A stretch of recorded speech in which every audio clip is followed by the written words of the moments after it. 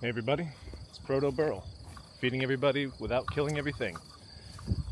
Episode -1, 0, I, the imaginary number I.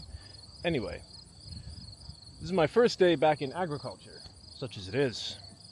I reached out on Facebook when I quit my job at a nursery, asking for just odd jobs, and someone I used to work with said that they had a lead at Fifth Month Farms over here in Mountjoy, PA. It's a CSA, and I just contracted to do some simple work around here. The day is done, so thought I'd show you guys around. So, it has a relatively threadbare appearance to it. A lot of weeds, but this turns out about 30-something thousand dollars an acre per year in profit. So they must be doing something right.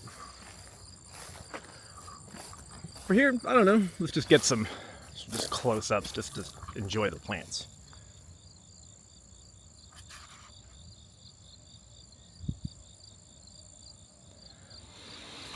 These look like they could be a decent cut flower business. Very beautiful.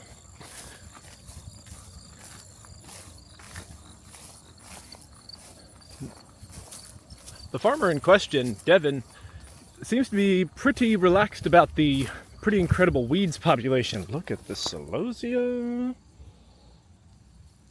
So lovely.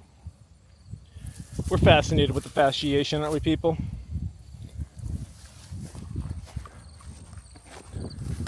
So,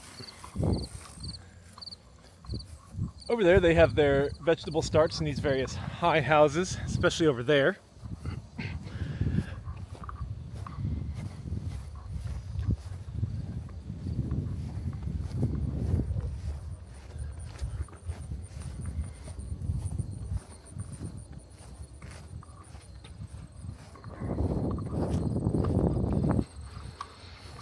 So here we have paste tomatoes ripening on the vine. They will be sent off for processing.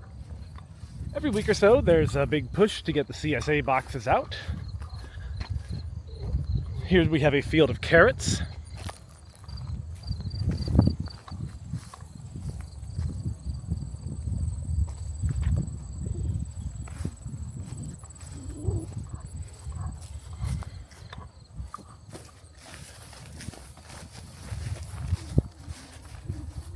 So, here we have a brassica field.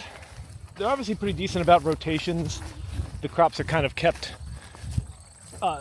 separate from each other as opposed to intercropping, just a different approach. Sometimes there's, much more benefit to polyculture, and sometimes you really do just seem to do all right with these monocultures. Today's project for me was planting some of these lettuce. 4 or 5 across on the road, depending on the cultivar. So they go out pretty quickly. One thing I like about ag, so I come from horticulture world after graduation, and I ask, goodness, how do you get them so dense without any problems?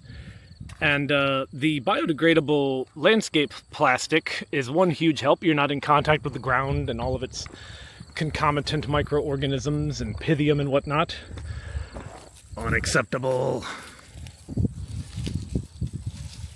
some weeds out.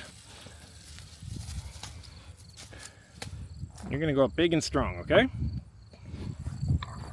God damn, beautiful.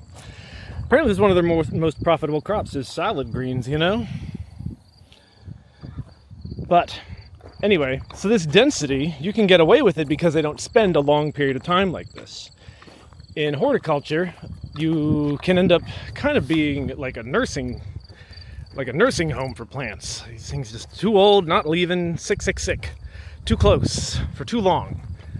So that's one thing that's nice about food is you're supposed to get it edible and get it out instead of managing its end-of-life care. That's someone else's problem. So, a bit of a defunct carrot field. Again, they seem pretty agnostic about all of these lamb's quarters and various pigweeds and amaranth relatives. I'm somewhat confident that even with non-chemical methods, this could be controlled or harvested. Because the lamb's quarters is a pretty good edible crop. Some people say it's in need of improvement, could use improved varieties. This is not an improved variety, it's just a weed, but still. It's really refreshing to just see a farm with a relatively high economic threshold and economic injury level for these weeds populations. They just don't need to spray as much or at all, you know?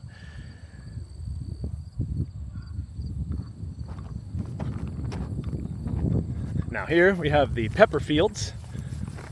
Oh, gorgeous. Really remarkably low pest populations. Remarkably little disease that I'm seeing on these.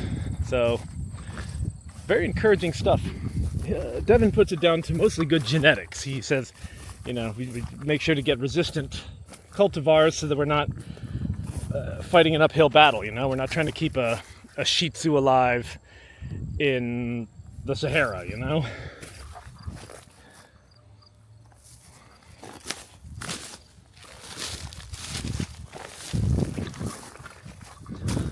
So here we took a huge piece of tarp and spread it out and put bags full of rocks all over it. And this is going to solarize the weeds. Another form of, relatively low input, high output weed control. So what that does to the underground microflora and fauna, questionable. But I do wonder, if you compared the soil under that and the soil over in this soybean field, what would you see? You might see, higher NPK, the standard things that you're taught to judge soil by in an agriculture context. But I'll bet over here you got a much more rich microbiome and micronutrients profiles, where even if there are lower absolute numbers of the various macro and micronutrients, they might be more available. Apparently, this over here gets you $600 or so an acre, and Devin was saying that over here gets about $30,000 an acre. So the economics are crazy. Farming can be profitable. Apparently he is a full-time job. He doesn't do anything else. He doesn't moonlight. So you judge all you want for all these lamb's quarters, but he's doing better than me and better than a lot of farmers. So maybe there's something else I'm missing, but I'm pretty impressed. Here we've got wonderful Swiss chard. Love chard. Tastes like soil, but I know that's not a good ad, but I promise. It's good. You can feel it being good for you. You can feel your body finding something useful to do with everything in it. We weeded the leeks over here. They were somewhat recently planted, and they just needed a little help getting the weeds out. The dog that was around here was yip, yip, yip, barking at us the whole time. She's some kind of collie or working dog, so very up in everybody's business, especially Devin specifically. Apparently their major pests are whiteflies, flea beetles, and leaf miners, depending on the crop and time of year. In regards to the whiteflies, there's a few biological controls that are really effective, at least in a greenhouse setting. I don't know if they'd work on this outdoor sort of thing, You put Encarsia formosa wasps out in various, methods of deployment. Would they just fly away? Fly away into the ether? So,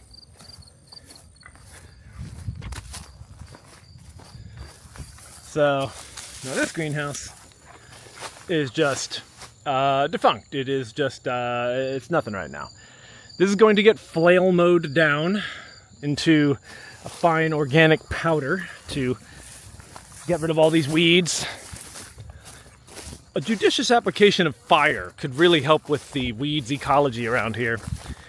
I'm trying to figure out how they would go about and when they would go about burning as many of the seed heads as possible, which, if you're looking at population ecology, N is your initial number of whatever you're talking about, a population, and then N plus 1 is that population after a certain amount of time. And that number can be dramatically higher or lower after that coefficient is applied, depending on whether you've made that number go down at the start. Anyway.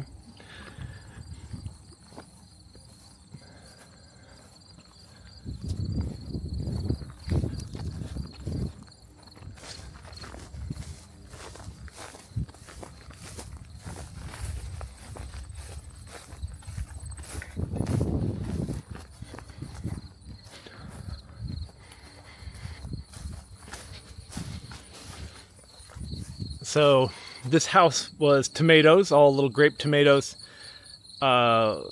We took down the string, the twine that was holding them up, and then we were supposed to take out these posts with post hole diggers like this, but the soil is too dry. So we would have been snapping all of the wooden ones and really struggling or breaking the post hole removers.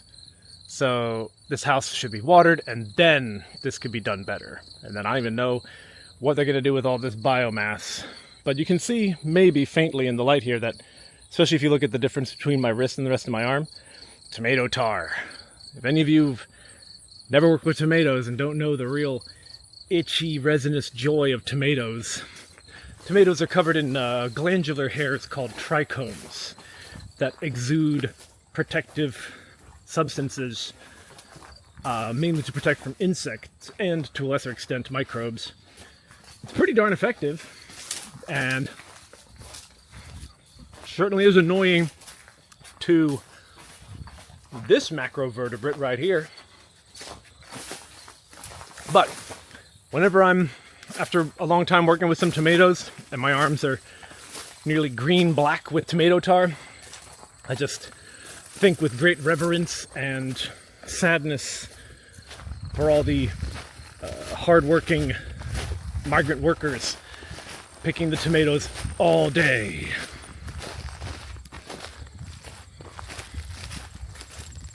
So a couple of hours of somewhat recreational tomato picking. Don't complain. Lovely. Now, does this place conform to what I think the agroecological ideal? Something that can be done for 40,000 years in a cycle that endlessly rejuvenates itself? Probably not. But overall, it's better than a lot that I see. I've been told that farms with a threadbare appearance aren't, necessarily any less successful. To a certain extent, a lot of farmers really burn a lot of their time and money on keeping things looking good, and then they're still somehow in the red financially. You have a very pretty farm that you're in debt in. So now I will say these guys are renting this land. So now what I'm looking at here, this looks to be some kind of apiary. See the bees coming in and out? Huh. Well, I'm definitely not going to mess with that. So, let's do another sweep here.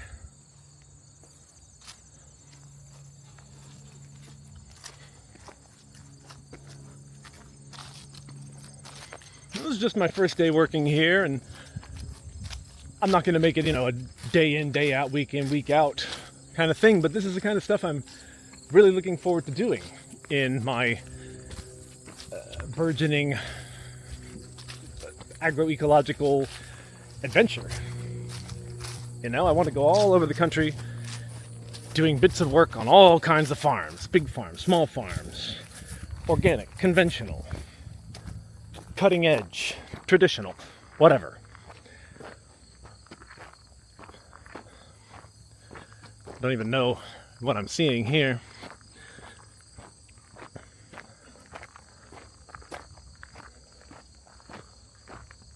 I love the country.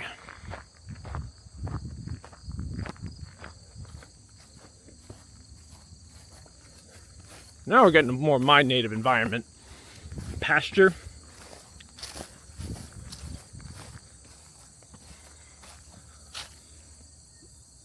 Oh no, this is a decent looking little pasture. Bit heavy on the foxtails, the Soteria.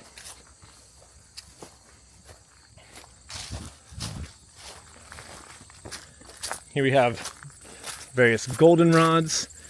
You're very nice. I'm actually embarrassed. I don't know which one this is. It's obviously an Asteraceae. I'm even tempted to say lanceolata something something based off the leaves.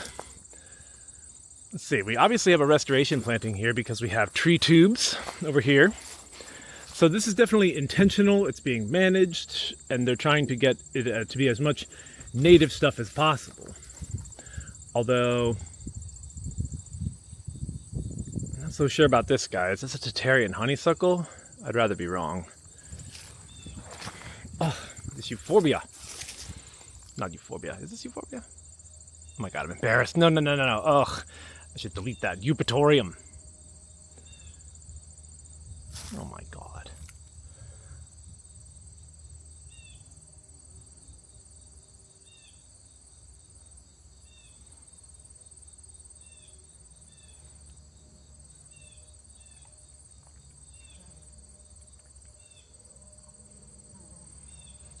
I recently read a book, or at least, skimmed through a book full of pretty pictures about wild honeybees.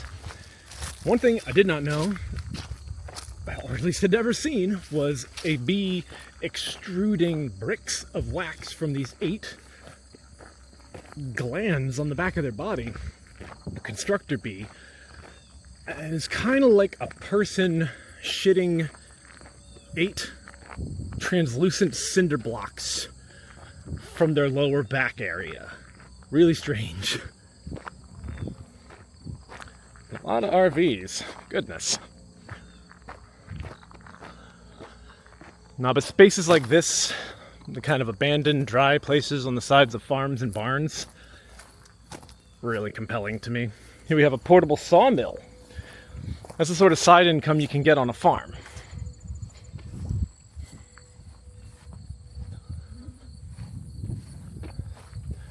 Now up here we have kind of fussier little herbaceous, little herb plants, because here we have, what even are you?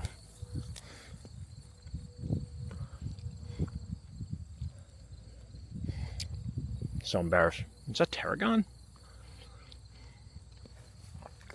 That's the thing, as smart as people think I am, I really feel ignorant. I used to be razor sharp, obsidian sharp about all these various plants, and I've forgotten a lot of it. But I'm going to remember it all. And learn more than I ever forgot. And we're going to do it together. Now this just rocks.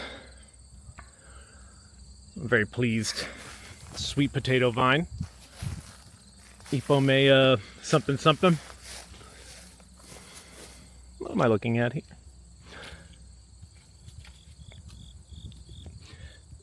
Maybe this isn't a sweet potato, because it's obviously Fabaceae. It's like a bean. So, oh my god, I'm so goddamn embarrassed. You know what? I might steal a bean pod here. Look how shiny that is. It like pops the white balance, even though I've got a neutral density filter on.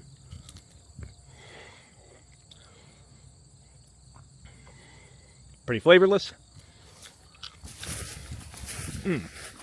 No, I take that back. It's got that wonderful kind of pea flavor, less sugar.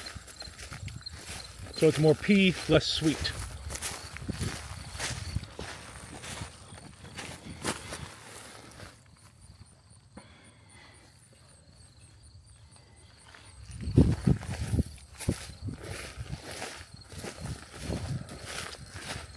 I can imagine your more uptight Hank Hill style of farmer would have an aneurysm looking at some of these weeds around here.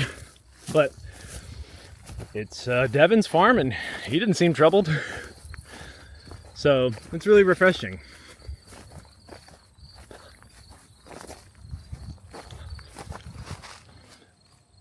The tomatoes are also impressive. I've been looking around for lots of evidence of the bacterial canker or other common diseases.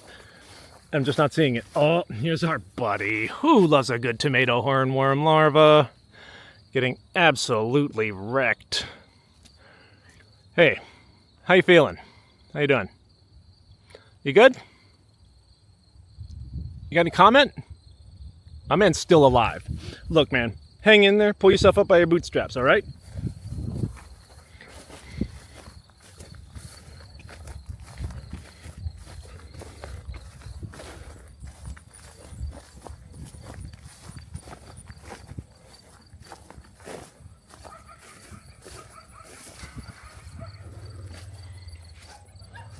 So, this has been cool.